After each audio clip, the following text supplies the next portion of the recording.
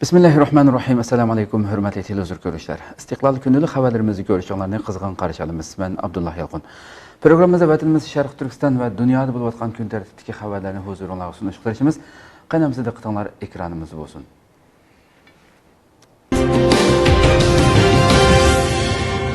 Türkiye Erdoğan'ның so'zining xato tarjima qilinib qolganligini ilgari surdi. Xitoy taratqullarining xabarlari bo'yicha Turkiya prezidenti Recep Tayyip Erdoğan 2 iyuldagi Xitoy ziyoratida Sharq Turkistondagi xalqlarning baxtli yashayotganligini bildirgan edi. Halbuki yaqinda Turkiya diplomatlari uning bu so'zlarining xato tarjima qilinib qolganligini ilgari surdi. Janubiy Xitoy Atiganlik elchisining 22 iyuldagi xabariga qaraganda Turkiyaning Beijingda turishliq elchixonasining diplomatlari o'tgan hafta yepiq yig'in ochgan. Yig'inda Turkiya taratqullarining Recep Tayyip Erdoğan'ning Sharq Turkiston haqida qilgan so'zlarini Xitoy rejimi taratqullarining xato tarjima qilib qo'llanganligini bayqaganligi bildirilgan. Halbuki Xitoy tarafining buni tuzitishni rad qilganligi ma'lum. Xinhua to'ridagi xabarda Recep Tayyip Erdoğan'ning Sharq Turkistondagi xalqlarning intayin baxtli yashayotganligini aytganligi bayon qilingan edi. Halbuki Turkiyadagi munosabatli xodimlar Recep Tayyip Erdoğan'ning aslida Türkiye Sharq Turkiston xalqining xotirjam va xushal-xuram yashashini umid qiladi deganligini ilgari surgan. Bu yil fevralda Turkiya tashqi ishlar ministri Mavlud Çavuşoğlu Xitoyning Uyg'urlarga tutgan muomalasini insoniylikdagi buyuk o'ng'aysizlik deb tasvirlagan hamda Uyg'urlar masalasida eg'iz ochgan birdan-bir musulmon davlati bo'lib qolgan edi. Ammo bu qatim Erdo'g'anning Xitoydagi ziyoratida Xitoy siyosatini maqtab so'z qilishi va Turkiyaning ilgirki maydonidan yenib olishi kuzatuvchilarning diqqatini qo'zg'adi. Kuzatuvchilar Turkiya har qatim Uyg'ur masalasida xalqaro besimlarga duch kelganda ilgirki maydoni va pozitsiyasini o'zgartirish orqali besimdan qutulishga urinib kelganligini ilgari surmoqda.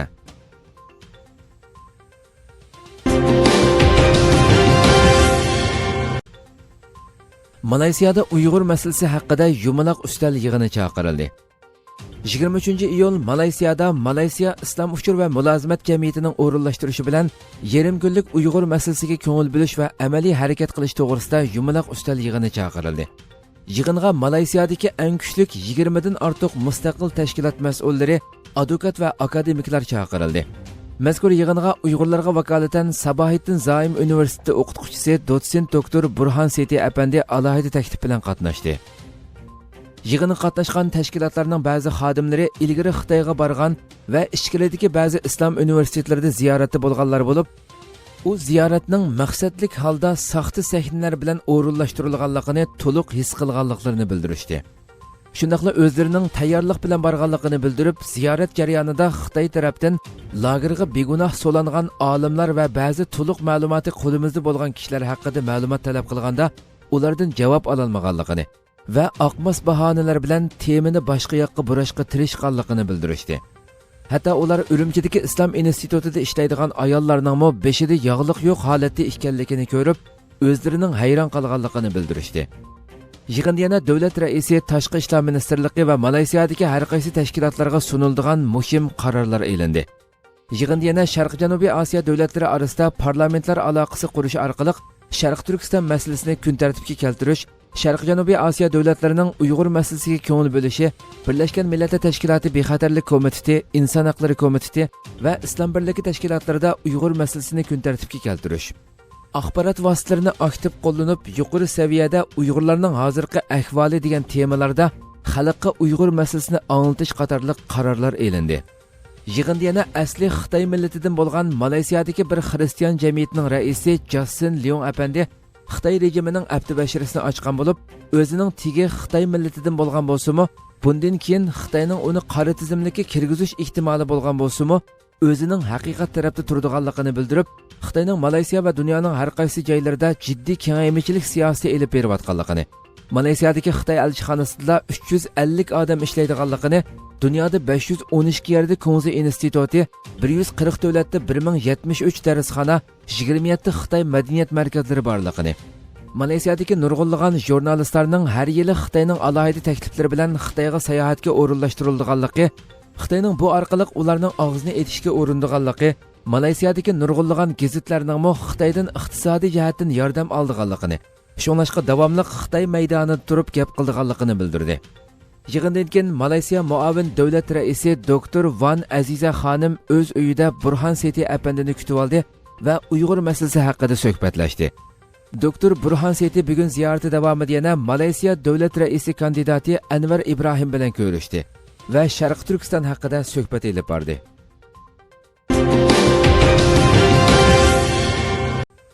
Xitoy Sharq Turkistondan 1,760,000 odam yo'tkiganligini e'lon qildi. Bu yil 1-oydan 6-oygacha bo'lgan oraliqda Sharq Turkistondan atalmish yezi 5 emgak kuchi nomida boshqa joylarga yo'tkalganlarning soni 1,760,000 odam qitimga yetgan. Xitoy doiralari buningga Sharq Turkistonning Namrat yezi rayonlaridagi dehqonlarni ishga o'rinlashtirishdagi atalmish xalqqa qulaylik siyosatlarning biri deb ta'bir bergan. Xabarda ma'lum bo'lishicha, bu yil 6-oyning oxiriga qadar yo'tkalgan bu son bu yillik atalmish yezi 5 emgak kuchini yo'tkash planining 65%ni tashkil qilgan. Buning ichida Xitoyning sharqidagi atalmish Xinjiangga yordam qiladigan o'lka shaharlardagi korxonalarga yo'tkalganlar 15,459 nafar ekan. Uningdan boshqa Sharq Turkistondagi oldingi yarim yillik atalmish ishga o'rinlashtirish bo'yicha tarbiyalash turida yezi 5 emgak kuchini yo'tkab ishga o'rinlashtirish bo'yicha tarbiyalanganlar 418,100 odam qitimga yetgan.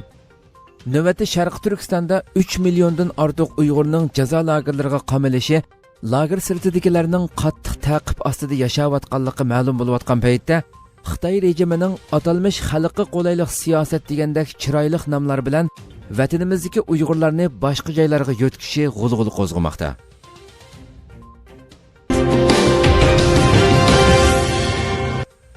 Amerika Xitoy bilan qaytadan suhbat o'tkazganligini bildirdi. Pul muomala vaqt gazeti to'rining xabarida ko'rsatilishicha, Amerika hukumat amaldori tunugun Amerika vakillarining bu oyning oxirida Xitoyga berib, savdo suhbati o'tkazganligini bildirdi. Bu qatimliq suhbat 31-iyul Shanxayda o'tkazilgan bo'lib, ikki davlat o'rtasidagi savdo masalalari muzokara qilindi ekan. Bu qatim Xitoy taraf suhbat o'rniga Beijingni emas, balki Shanxayni tanlagan.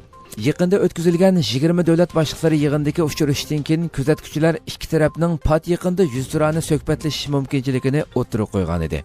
İki taraf o'rtasida birlikka kelinmagan nuqtalar bor bo'lib, Amerika Xitoyning iqtisodiy tuzilmasini o'zgartirishni talab qilmoqda. Xitoy bo'lsa, Amerikaning barliq jazolash xarakteridagi tamojni bejini bekor qilishini talab qilmoqda. Bu qatim Xitoy tarafining suhbat hay'atiga savdo ishlari ministri Jung Shanmu qo'shilgan bo'lib, kuzatuvchilar buningga asosan Xitoyning bu qatimliq suhbatda Amerika bilan birlik hosil qilishga oldirab ketmaydiganligini bildirgan. Tiananmen qirg'inchiligida mas'uliyati bo'lgan Xitoyning sobiq bosh ministri Li Peng o'ldi. Xitoyning sobiq bosh ministri, Xitoy mamlakatlik xalq qurultiyining sobiq boshlig'i 1989-yili Beijingda yuz bergan Tiananmen qirg'inchiligida bevosita qo'li bo'lgan Li Peng bu yil 22-iyul kuni 91 yoshida o'ldi. Washington pochtasi gazetining 23-iyuldagi xabariga qaraganda, Xinhua to'ri Li Pengning ma'lum kasallikka giribtor bo'lganligini e'lon qilgan bo'lsa-mu, uning o'lish sababi haqida aniq ma'lumot bermagan. Xabarda ma'lum bo'lishicha, Li Peng 1989-yildagi Tiananmen qirg'inchiligini qonliq bostirishni kuchlik yo'sinda tashabbus qilgan Xitoy amaldorlarining biri ekan. U shu yillari bosh ministerlik vazifasini o'tayotgan mezgilda Xitoy Kompartiyasining bir turkum qattiq qo'l konservativ rahbarlari bilan birlikda o'quvchilarning norozilik harakatini davlat bexatarligiga nisbatan bir tahdid deb qaragan. 1989-yili may oyining oxirida Li Peng harbiy holat buyrug'i e'lon qilib, Xitoy qurolli qismining Beijingga kelishiga yo'l qo'ygan. Shu yili 6-oyning 4-kuni Xitoy qurolli qismlari tinch usulda namoyish qilayotgan minglagan o'quvchilarni qonliq bostirgan. Shu vajidan Li Peng Beijingdagi qonli kesar deb nom olgan. Egilnisha Tiananmen maydonida o'quvchilar namoyishi yuqori pallaga chiqqan mezgilda, shu qatimliq o'quvchilar harakatining rahbarlaridan biri bo'lgan O'rkash davlat Xitoy bosh ministri Li Peng bilan xalq saroyida munozirlashgan hamda Li Pengning yasalma so'zlariga naq maydonda qattiq raddiya bergan. 关于红十字会这个问题，我想请李总理以及在座还有领导同志们考虑一下这个问题的。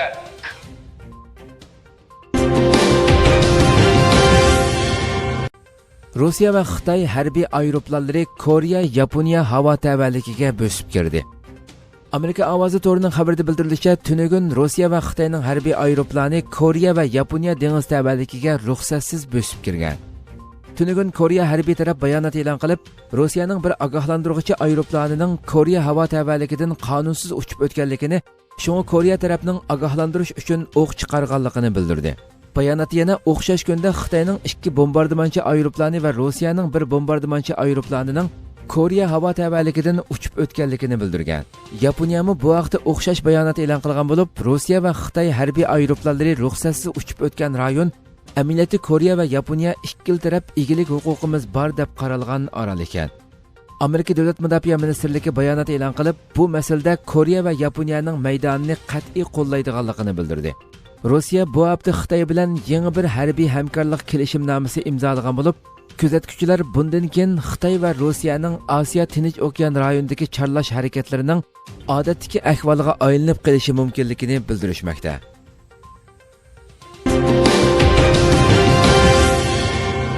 Peshqadam siyosiy faoliyatchi Ahmad Egambardiga to'n kiydirish marosimi o'tkazildi. 19-iyul Avstraliyaning Adelaide shahrida peshqadam siyosiy faoliyatchi, shoir, jurnalist va jamoat arbobi Ahmad Egambardi apandining Hayot manzillari nomli biografik asarining nashr qilinganligi munosabati bilan to'n kiydirish marosimi o'tkazildi. Bu marosimni Adelaide'dagi Tangratog' onalar guruhi uyushtirgan bo'lib, marosimga Avstraliyaning har qaysi shaharlaridan bo'lib, jami 100 ga yaqin kishi qatnashdi. Ahmad Egambardi marosimda o'zining Hayot manzillari nomli kitobini yozish sababi haqida to'xtalib mundoq dedi. Yaqinqi 200 yildan beri vatanimiz manjularning, komindangchilarning va Xitoy kommunistlarining tajovuzi ostida qoldi. Bu jarayonda millatimiz milliy madaniyatimizdan majburiy uzoqlashtirildi. Mushundaq bir vaziyat ostida vatanimizdagi tarixiy voqealarni keng qarindoshlarimga tunishtirish uchun bu kitobni yozdim. Ahmad Egambardi apandi yana vatan ichidagi yozuvchilarning har xil to'sqinliklar sababidan tarixiy voqealarni aynan yozolmaydiganligini, vatan sirtidagi erkin muhitda bularni cho'qim yozish kerakligi ustida to'xtalib mundoq dedi. Vatan ichidagi yozuvchilarimiz har xil cheklimlar tufaylidan tarixiy voqealarni aynan yozish imkoniyatiga ega emas. Men muhojirat hayotimdagi erkinlikdan foydalanib, yosh avlodlarga o'zining haqiqiy tarixini o'rganish fursati sundim. Xitoy Amerikani Hong Kongning vaziyatiga aralashmaslikka chaqirdi. Xitoy Tashqi ishlar ministrligining bayonotchisi Hua Chunying Beijingda axborot e'lon qilish yig'inida Amerika e'lon qilgan Hong Kongda jinoyatchilarni Xitoyga qaytarishni osonlashtiradigan qonun taklif loyihasiga qarshi namoyishlar to'g'risida yig'ilish va fikr erkinligiga hurmat qilish chaqiriqi ustida to'xtaldi. U yuz bergan o'zgarishlarning yig'ilish va fikr erkinligi bilan munosabatining yo'qligini, oshqun qonunga xilof zo'ravonlik harakatlar masalasi ekanligini eskartib, bu harakatlarning bevosita Hong Kongning qonun sistemasiga xilof ekanligini va bir davlatda ikki xil tuzumning asoslariga muhim xiristlarni elib kelganligini bildirdi. U Beijing rejimining Hong Kong yerlik hukumatini soqchilarning qonunga xilof zo'ravonlik harakatlarini jazolashini va Hong Kong jamiyatining muqimligini qo'g'dishini qo'llaydiganligini ta'kidladi va mundoq dedi. Xitoy rejimi har qanday chet el kuchining Hong Kongning ishlariga aralashishiga qat'iy ruxsat qilmaydi. Amerikaga baldurroq Hong Kongga uzatgan qari qo'lini tortishini tavsiya qilamiz. Hürmetli televizyon görüşler, şuna qilib bugungi xabarlarimiz mushada oxirlashdi. İnşallah atki xabarimizni ko'rishgacha sizlarni Janobiy Alloh topshiramiz. Shundaqla program oxirida ekran orqasidagi barliq xizmatdoshlarimga ko'pdan ko'p rahmat aytaman. Assalomu alaykum va rahmatulloh.